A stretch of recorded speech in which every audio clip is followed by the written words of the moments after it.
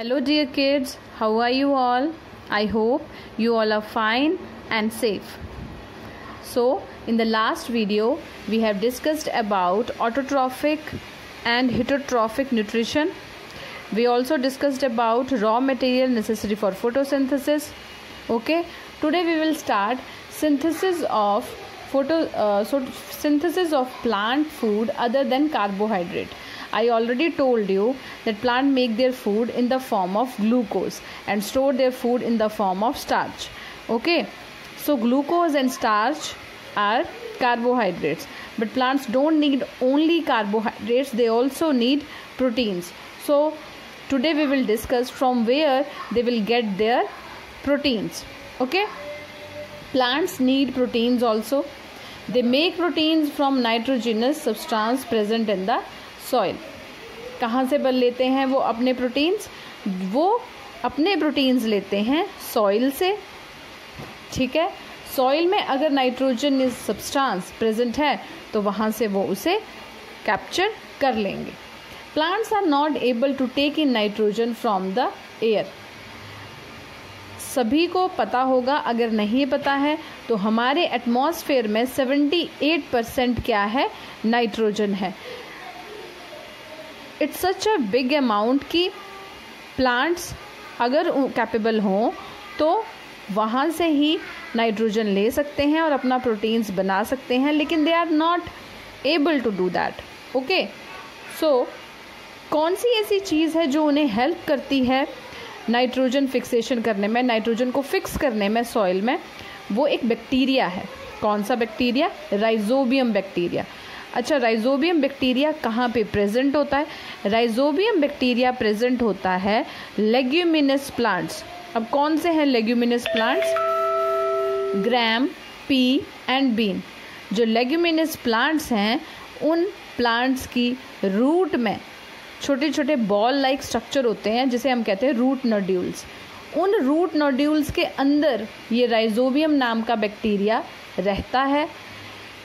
ये कैपेबल है कि वो फ्री नाइट्रोजन को कन्वर्ट कर सकता है वाटर सॉल्युबल नाइट्रोजिनस सब्सटेंस में, और वो water soluble nitrogenous substance plants की रूट्स एब्जॉर्ब कर सकती हैं.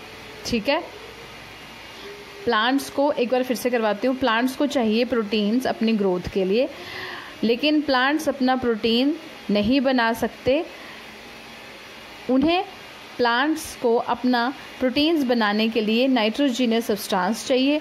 वो सब्सटेंस उन्हें प्रोवाइड कौन करवाएगा?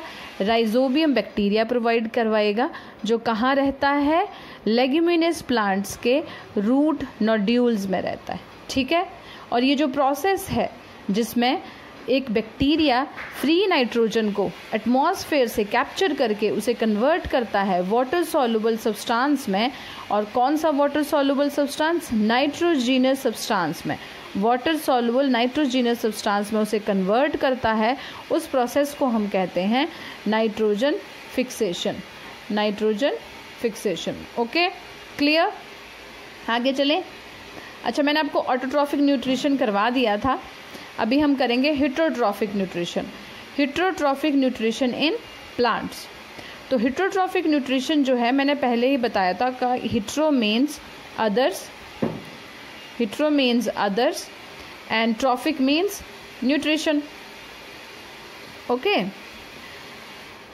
तो हेटरोट्रॉफिक न्यूट्रिशन जो है उसमें हेटरोट्रॉफिक प्लांट्स जो हैं उन्हें हम डिवाइड कर सकते हैं 3 ग्रुप्स में. सबसे पहले हैं पैरासिटिक प्लांट्स, दूसरे हैं इंसेक्टिवोरस प्लांट, तीसरे हैं सिम्बायोटिक प्लांट्स. 3 तरह के हेटरोट्रॉफिक प्लांट्स हैं: parasitic plants, insectivorous plants and symbiotic plants. Okay guys, parasitic plants कौन से होते हैं? Parasitic plants are those that are depend on other plants for food and water. The plant on which the parasitic plant grows is called the host plant. Parasitic plant वो plant होते हैं जो किसी दूसरे प्लांट पे रहते हैं. ठीक है, किसी दूसरे प्लांट पे रहते हैं और उन्हीं से अपना फूड और शेल्टर उन्हीं से ले लेते हैं. फॉर एग्जाम्पल अगर आपके घर में गार्डन है और नहीं भी है गार्डन, तो आपने देखा होगा समटाइम्स किसी प्लांट पे एक येलो कलर का थ्रेड लाइक, एक येलो कलर की थ्रेड लाइक एक अजीब सी बेल सी होती है, बहुत पतली सी, फाइन सी, थ्रेड की तरह पतली सी, उसे कहते हैं अमर बेल या कस्क्यूटा। ठीक है, कस्क्यूटा इंग्लिश में कहते हैं, अमर बेल कहते हैं वैसे हम लोकल लैंग्वेज में। ओके, वो जो अमर बेल है that is a parasitic plant. वो क्या करती है, दूसरे प्लांट के ऊपर रहती है, उसी से फूड लेती है और उसी के ऊपर रह रही है, तो उसका घर भी वही प्लांट हो गया। ठीक है, जिस प्लांट पे वो रहती है, जिस प्लांट पे वो रहती है उसे बोलेंगे host plant. Okay, example of parasitic plants are Cuscuta, अमरबेल, मिस्टिलोटे। अच्छा, ये जो कस्क्यूटा है इसके लीव्स तो होते नहीं, येलो कलर का अगर आपने देखा हो बस एक थ्रेड लाइक स्ट्रक्चर ही होता है। ठीक है, लीव्स तो होते नहीं है, तो ये अपना प्लांट्स अपना फूड कैसे कैप्चर करती है दूसरे प्लांट से, ये क्या करती है, इसके वो जो इसकी बेल है ना, इसमें छोटे छोटे हुक्स होते हैं वेरी फाइन, वो उन हुक्स को डाल देती है दूसरे प्लांट के स्टेम में। ठीक है, और वहीं से फूड को एब्जॉर्ब कर लेगी उन्हीं हुक्स से। ठीक है, तो Cuscuta is a total parasite, वो टोटली डिपेंडेंट होती है अपने होस्ट पे। जो ये मिस्टिलोटे है, next example, it is a partial parasite. Partial parasite means it grows on trees such as mango and teak. It has chlorophyll and can make its food depends on the host plant for water and certain nutrients. ये chlorophyll है इसमें present, लेकिन खाना ये खुद बना लेती है, तो फिर डिपेंडेंसी किस चीज़ की है, डिपेंडेंसी है इसकी होस्ट पे वाटर के लिए और सर्टन न्यूट्रिएंट्स के लिए। ओके गाइज, ठीक है बच्चों, नेक्स्ट चले। अच्छा, इसके साथ मैंने आपको दो चीज़ें और करवा दी, टोटल पैरासाइट जो कम्प्लीटली दूसरे प्लांट पे, होस्ट प्लांट पे डिपेंडेंट होता है, और पार्शियल पैरासाइट जो कि कम्प्लीटली नहीं, कुछ चीज़ों के लिए, सर्टन कुछ चीज़ों के लिए डिपेंडेंट हो सकता है, दूसरे होस्ट प्लांट पे डिपेंडेंट। ओके, इसका मैंने एग्जाम्पल आपको बता दिए। ठीक है, कस्क्यूटा, अमरबेल एंड मिस्टिलेट। नेक्स्ट है second part, insectivorous plants. Insectivorous plants कौन से होते हैं, जो अपना फूड प्रिपेयर कर सकते हैं फोटोसिंथेसिस से, लेकिन वो ऐसी सॉइल में ग्रो होते हैं जहां पे मिनरल्स नहीं होते। इंसेक्टिवोरस प्लांट्स के पास लीव्स होते हैं, वो अपना फोटोसिंथेसिस कर सकते हैं, लेकिन फिर भी वो इंसेक्ट पे फीड करते हैं। इंसेक्ट पे फीड वो इसलिए करते हैं क्योंकि वो ऐसी सॉइल में ग्रो करते हैं जहाँ पे न्यूट्रिएंट्स, मिनरल्स, नाइट्रोजन, ये सब कुछ नहीं होता है। तो ये सब कुछ वो कहाँ से कैप्चर करते हैं, वो क्या करते हैं, इंसेक्ट्स को कैप्चर करते हैं और इंसेक्ट्स को किल करके उनसे अपने न्यूट्रिएंट्स गैदर करते हैं। Okay, for example pitcher plant, bladderwort, Venus flytrap, ये 3 इंसेक्टिवोरस प्लांट्स हैं। इंसेक्ट्स को अट्रैक्ट करने के लिए ही नेचर ने जो इनको बनाया है, तो बहुत ही सुंदर बनाया है, बहुत ही कलरफुल बनाया है। अगर आप इन प्लांट्स के नाम गूगल करोगे तो ये बहुत ही सुंदर प्लांट होते हैं, like red, yellow, bright orange, इस कलर के होते हैं, ताकि इंसेक्ट इनकी तरफ अट्रैक्ट होंगे, कि उन्हें लगेगा कि ये फ्लावर्स हैं और अट्रैक्ट होंगे और ये इनको कैप्चर कर लेंगे। राइट, सिम्बायोटिक प्लांट्स कौन से होते हैं, 2 organisms live together for their mutual benefit. 2 organism साथ में रह रहे हैं, क्यों रह रहे हैं साथ में, ताकि वो एक दूसरे को बेनिफिट दे सकें, दोनों को फायदा हो रहा है एक दूसरे के साथ रह के। ठीक है, ऐसी रिलेशनशिप जिसमें 2 ऑर्गेनिज्म साथ में रह रहे हैं, और क्यों रह रहे हैं, ताकि वो दोनों एक दूसरे का फायदा कर सके, दोनों को फायदा हो रहा है। ऐसा नहीं है जैसे पैरासिटिक में क्या था, एक का ही फायदा था, और सिम्बायोटिक में क्या होगा, दोनों का ही बेनिफिट होगा। ऐसी एसोसिएशन को हम कहते हैं सिम्बायोसिस। ओके किड्स, ऐसी एसोसिएशन को हम कहते हैं सिम्बायोसिस। ठीक है, समझ आया? नेक्स्ट है the organism which live in such an association are called सिम्बायोन्ट्स।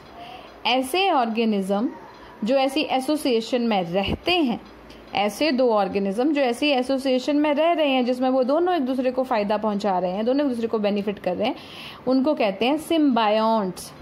उनको कहते हैं सिम्बायोन्ट्स। ओके, एग्जाम्पल क्या है? लाइकन्स। ठीक है, लाइकन्स क्या है? लाइकन्स फंगस और अलगी, फंगस और अलगी दोनों एक साथ रहते हैं एक ग्रुप में, एसोसिएशन में, सिम्बायोसिस एसोसिएशन में रहते हैं एल्गी और फंगस, और वो दोनों एक दूसरे को बेनिफिट करते हैं। ठीक है, एल्गी के पास अपना क्लोरोफिल है तो वो फूड बना लेती है। ठीक है, वो फंगस के साथ अपना फूड शेयर करती है, और फंगस क्या प्रोवाइड करती है? Water and minerals to the algae.